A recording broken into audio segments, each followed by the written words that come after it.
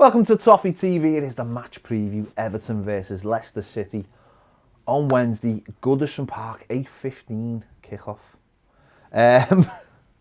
Yeah, big game, big week. Leicester at home, and then followed by Newcastle. But this is a really important game, isn't it? We're just coming up to the halfway point in the league season. Obviously, that'll be the Newcastle game on Saturday. But you know, playing a team that are above us. 6 points above us, we've got 2 games in hand, of course, but this is one of them where you just think if we could get this win, not only would we get closer to them, but just in terms of what it would mean in how people look at us, maybe how we look at ourselves, I just think it's a really pivotal game in the season. Yeah, it's a massive game. They're obviously a very good side, playing really well as well, and this is a game that it's that thing of if you can't win, don't lose, because, you know, like you've just said, we've got 2 games in hand on them, which would take us level points with them if we won them. I know they're 2 very difficult games, but the games in hand nonetheless. You know, and having just beat them a bit over a month ago, you know, great opportunity to do double over them. And but they are a good side, and it's going to be a tough game. They're very good away from home, but a huge factor with that is Jamie Vardy, and he's not playing, so that's a big boost for Everton, because normally against us he's been involved in something like 8 of their last 11 goals against us, scoring 6 and having 2 assists, so he's a thorn in our side on many occasions, Jamie Vardy. Yeah, I think they've got the 3rd best away record in the Premier League. Doesn't surprise me. Well, it might be 2nd actually. I think we're 3rd, yeah. So they've got a fantastic away record. Like you mentioned there, Jamie Vardy's a huge part of that, playing on the counter-attack.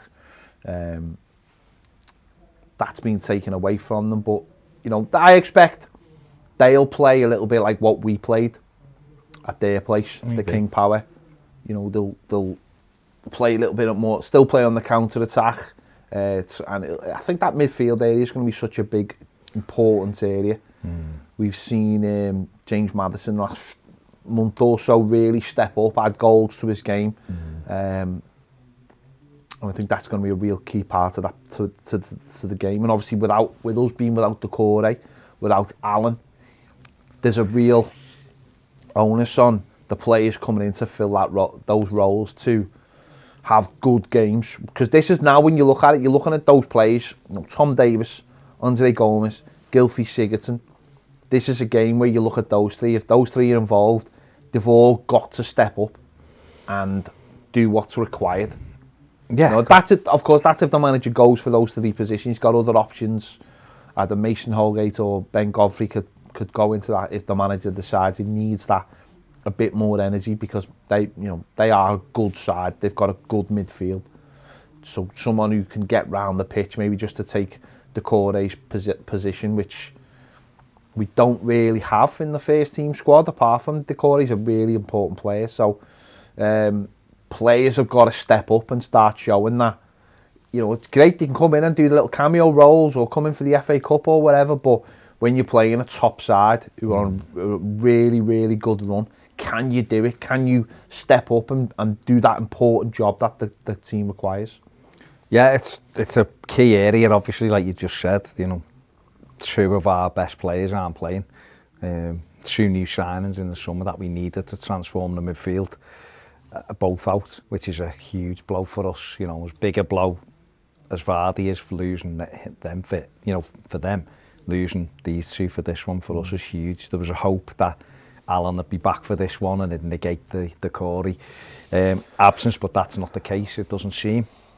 So it's going to be up to Tom Davies, who I'm sure will come into that midfield. It's going to be up to, I'm sure Sigurdsson will probably be in there. It'll be up to him, and then I'm sure it'll be Andre Gomes. I mean, the manager, I expect Luca Dean will go back in the left back, so it might free up Holgate or Godfrey, and maybe just as a one-off, he'll try them in midfield with the other 2, and, you know, try to just get stuck into Leicester and try to give us a solid base. But if not, you know, when we beat Leicester back in lockdown, we beat them at Goodison when they were in the top 3 and they were on a great run. And we had a midfield of Sigurdsson and Davies and Gomez that day, and we won the game. you know, and albeit we were hanging on a little bit, but we still won the match. So, and they had a good midfield playing, but they are strong in that midfield. You know, they've got players who they've got in, like Diddy, who's brilliant in there. They've got Mathew, who's on fire, like you just said. Harvey Barnes is always a threat. Tielemans is a lovely footballer. You know, they've also got Mendy, isn't it, as well, who's another one who can, who's a little bit of a, you know, holding midfielder. So they're strong through the middle, there's no question about it. Just depends how Everton approach it. If Everton, see, you saying you imagine they'll play like we did at the King Power, I'm not sure they will, because Brendan Rodgers' team generally like to dominate the ball. You know, that's what he did at Swansea, it's what he did at Liverpool. You know, he did it at Celtic, whether you look at that or you don't, they always dominate it, but he's done it at Leicester, and I know they do play counter-attacking football away.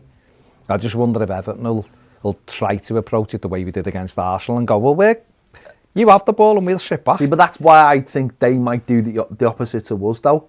I think that's why they might go for it like that, because it's almost going to be like, well, if you have the ball, because our own record's not great, and it's not great because teams have come and sat in, you know, West Ham and Leeds especially, sat in and said, well, break us down then, and then we'll make opportunities. And I wonder whether Leicester will be a little bit the same. Like, I don't know whether they'll feel like they have to play like that. They might think if we dominate, but if they have a lot of the ball, that again might help us. And having lost to us, you know, just over a month ago, Brendan Rodgers might be thinking, these are really good when they sit in. We don't want them to sit in. We want them to come out a little bit. Yeah. And it could go in ways. It could go a little bit.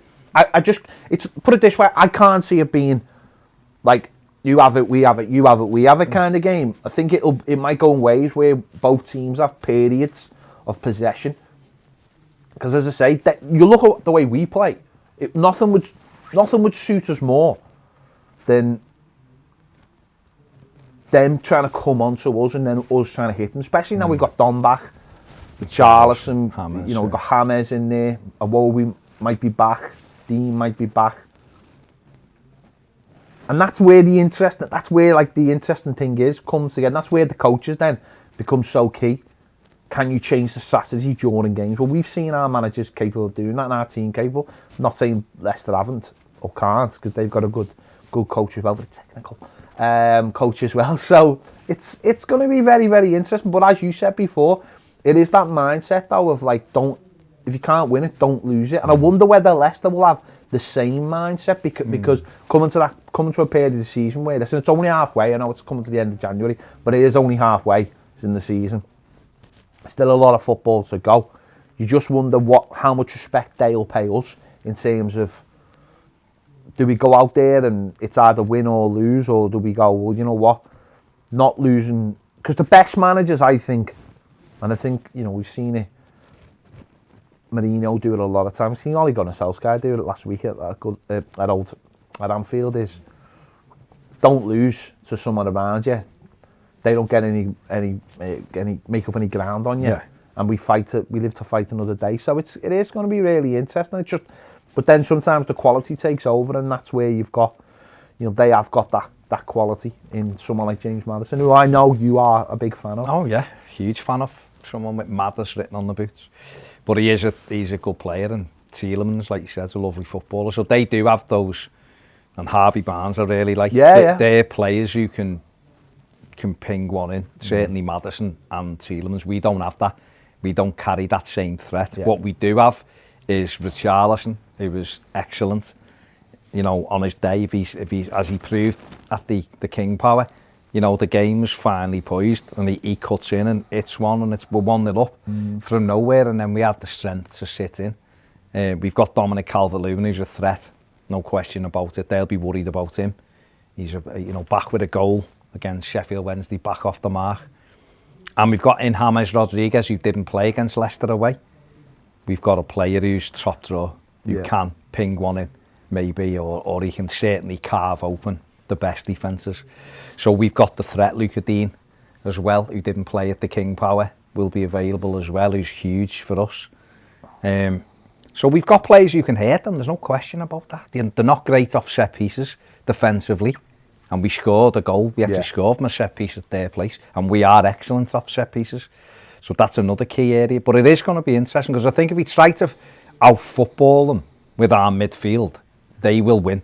Certainly they'll win that battle. Whether they win the game is another one. But they'll win that battle because their midfielders will be better than ours because we haven't got our full. I think they're a bit more mobile, aren't they? I think their midfield is definitely more mobile. Ndidi, I think, is fantastic. Yeah. I think he could play.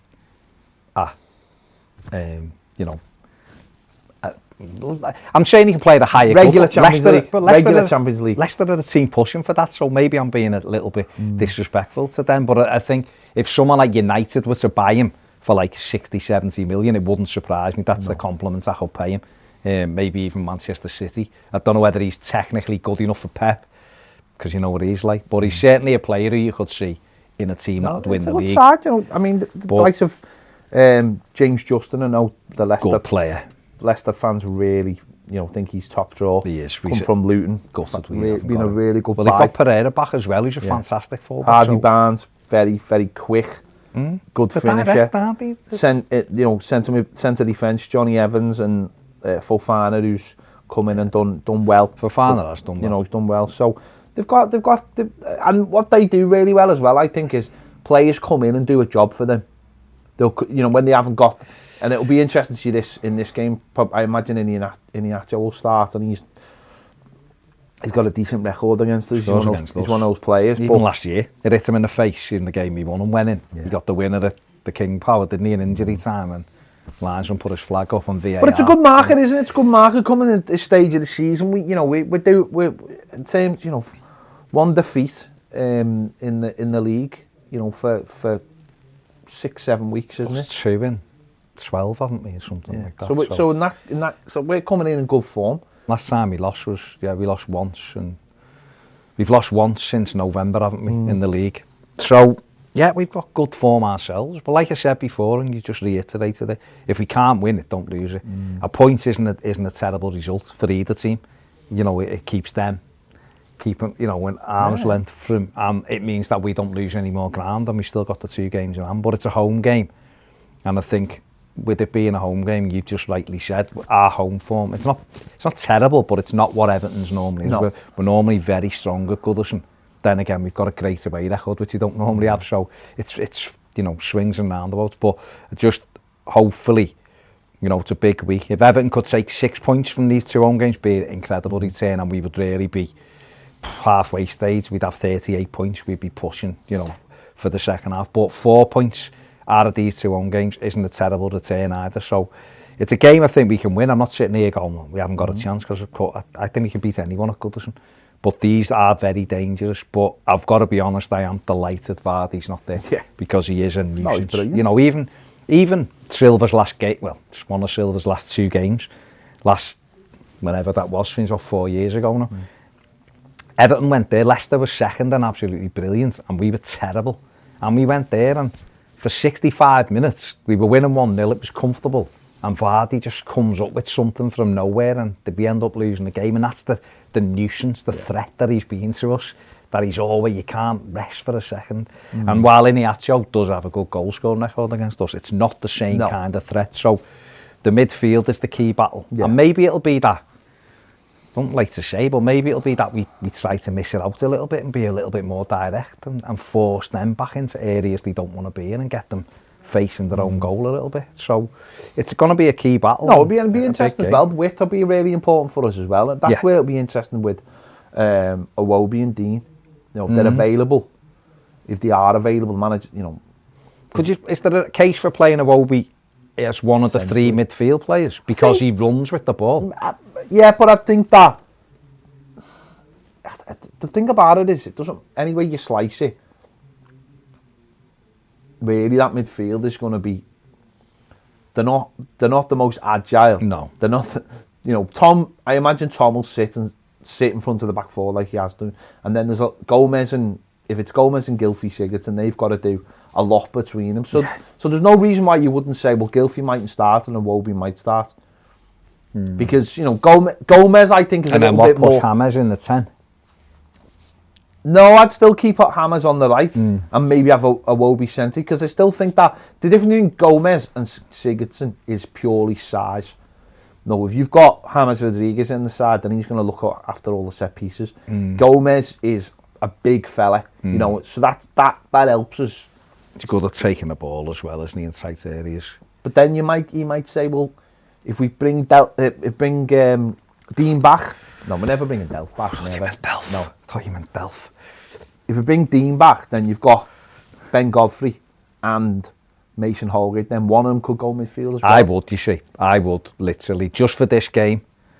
Yeah. Try to manage that area a little bit by sticking one of those in and just going, yes, with size, but also with a little bit of mobility, because I think they are both very mobile, and we might want the pace in at the back with Godfrey, because he is quicker than, not that Mason's slow, but he is quicker, and therefore then throw one of those two in midfield to make it awkward. Because I remember in the cup game that they beat us on penalties in the end, Duncan Ferguson put Holgate into midfield. Yeah. We were 2-0 down and he put him in midfield, and we got back in the game, you know, and it ended 2-2, and obviously they won on pens against us last season. But he just because he was able to start, because they bossed in the first half of Goodison in that cup game, they were too good for us. Yeah, they're very comfortable. And then in the second half, when we disrupted it and we had Holgate in there winning tackles, I remember Tom Davis getting a goal in that before Baines did. Because that's the worry. They are very comfortable.